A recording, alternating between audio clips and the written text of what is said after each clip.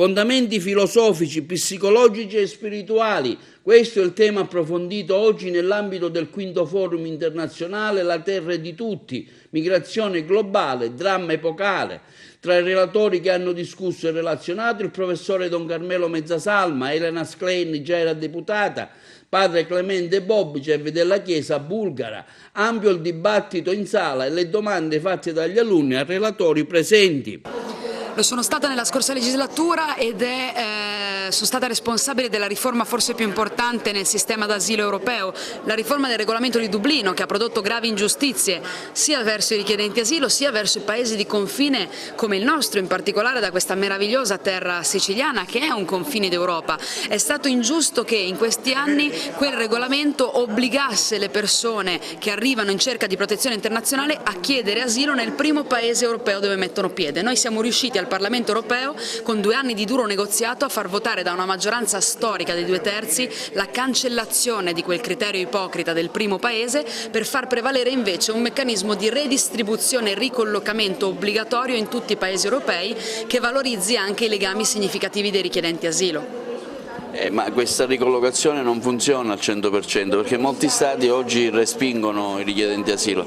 Questa riforma non è ancora stata approvata perché Parlamento e Consiglio si devono mettere d'accordo. Il Parlamento ha fatto il suo dovere, chi vergognosamente non riesce a trovare accordo sono i governi europei rappresentati dentro al Consiglio. Faccio un appello alla maggioranza e al governo italiano, faccio un appello al governo tedesco, francese e maltese che stanno dimostrando una rinnovata volontà politica di trovare una soluzione condivisa di gestione del fenomeno migratorio, lo facciano prendendo la riforma già approvata a larghissima maggioranza dal Parlamento europeo, dalle stesse nazionalità e dalle stesse famiglie politiche che siedono al Consiglio, la portino al Consiglio e la facciano votare. Non serve l'unanimità per riformare il regolamento di Dublino, secondo i trattati basta la maggioranza qualificata. Certo, sarà uno scontro politico duro con i paesi dell'Est, ma bisogna avere quello scontro per ricordare che gli articoli 78 e 80 dei trattati europei già chiedono solidarietà e una equa condivisione delle responsabilità sull'accoglienza tra tutti i paesi europei.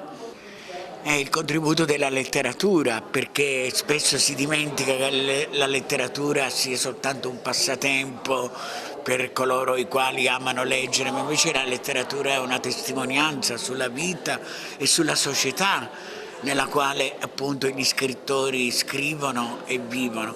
E quindi io ho fatto l'esempio di alcuni esempi della letteratura, di Albert Camus, di Edmond Jabès e di André Hesseman, che è lo scrittore di quel romanzo Chiamami con il tuo nome, che è un bestseller di questi anni, che sono stati esiliati, hanno conosciuto bene cos'è l'esilio e quindi si mettono nelle condizioni del costo umano che ha evidentemente il fatto di essere strappati dalle proprie radici e ricominciare da un'altra parte. Quindi con la speranza scrivono per dare questa speranza. Ecco, questo dramma epocale, dice il titolo del quinto forum. Eh sì, è un dramma enorme che c'è sempre stato, Dico soltanto per la nostra Sicilia che Carlo Levi, lo scrittore di Cristo si è fermato ad Eboli, ha proprio testimoniato in un libro Le parole sono pietre, che cosa significa anche per noi qui in Sicilia, il lungo travaglio dell'emigrazione, e ancora oggi molti giovani sono costretti ad andare via conoscendo cosa vuol dire l'esilio. Allora per me era importante parlare della letteratura, perché la letteratura è una testimonianza su questo costo umano che non è delle cifre, non è dei giornali, non è delle cose, ma è qualcosa di più grande e di più vero, di più concreto. E voglio spiegare il fenomeno della migrazione.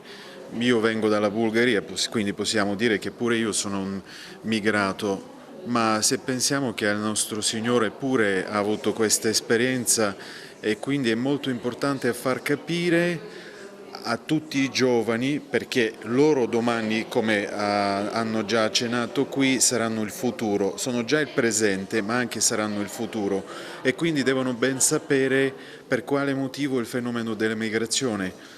Ognuno di noi può essere, noi siamo migrati spesso anche economici, noi non conosciamo questa migrazione che viene proprio dalle guerre che spesso abbiamo causato proprio noi, l'Occidente.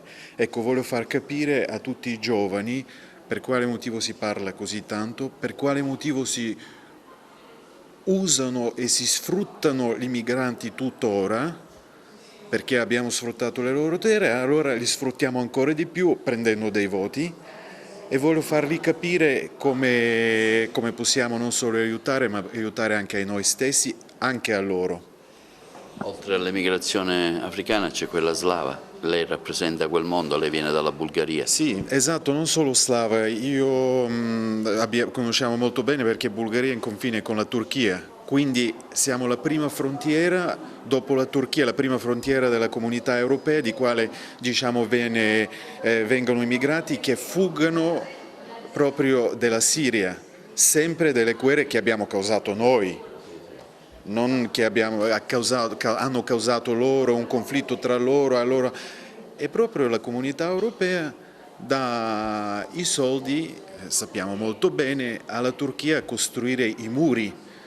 Il console turco in America era molto fiero di rilasciare una intervista dove ha sottolineato che l'America sta progettando a fare un muro e loro lo già hanno fatto. E quindi ecco un altro fenomeno molto interessante sul quale voglio parlare.